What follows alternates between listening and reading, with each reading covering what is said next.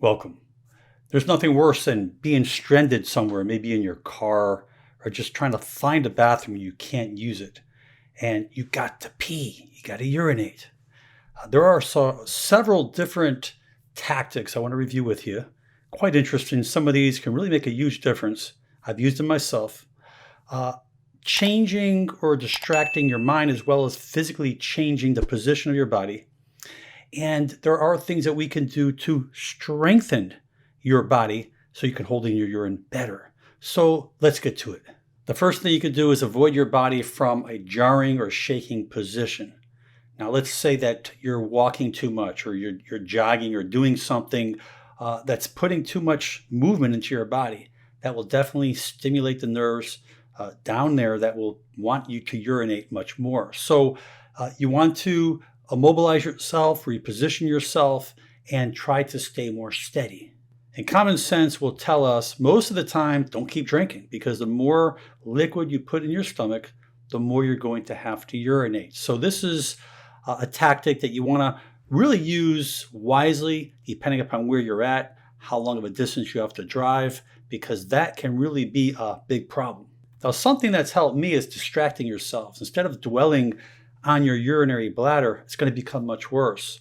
You ever notice that as you're about to get home, you feel like, oh my God, I must pee in my pants. But when you are further away from your home, your brain is not really feeding into it. So putting the window down, having the ear blow in my mouth, thinking about something else, singing a song, putting your radio on full blast, just distracting your mind really makes a huge difference. And research also shows that playing games distracts your mind. For example, if you're playing a video game, if you're playing cards, if you're playing something competitively, doing something, again, maybe on your smartphone, that will definitely help you. Remember, you want to stop dwelling on the problem. Get your mind off the problem and you'll go a lot longer. Now, when you got to go, you need to find that right position.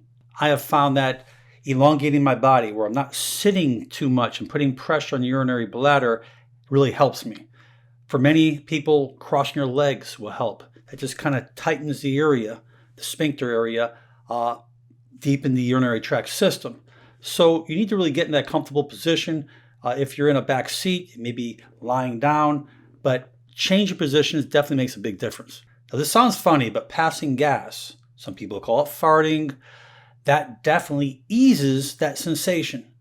Now, what you need to do is you need to relax your anal sphincter because if you have it too contracted, you're going to put too much pressure on that urethral sphincter. So by releasing that gas, if you have any, will definitely make a huge difference. And if you're in a cold environment, they call this condition cold diuresis.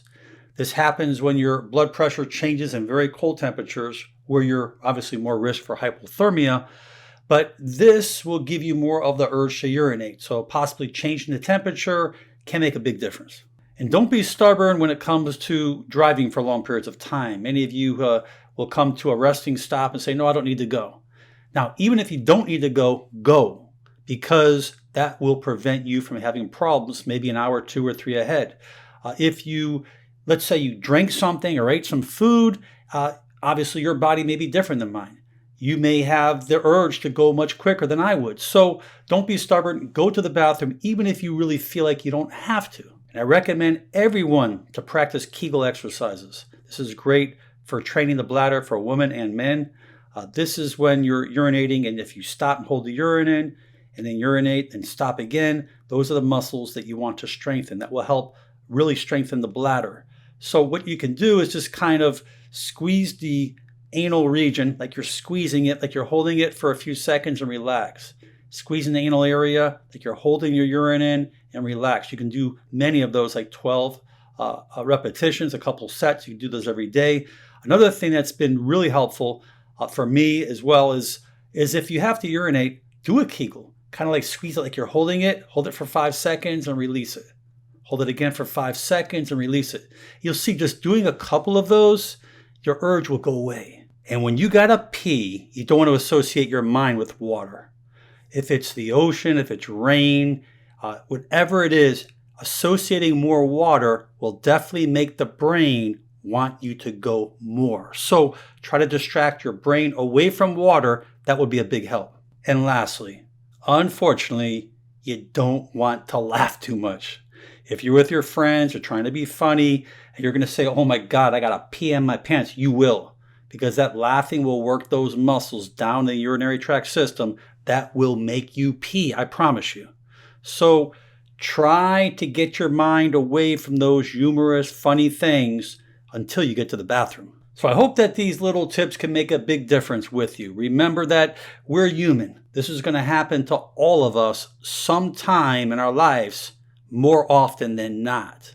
Hope you enjoyed this video. Please share it with your friends and family. And most important, make it a great day. I'm Dr. Alan Mandell.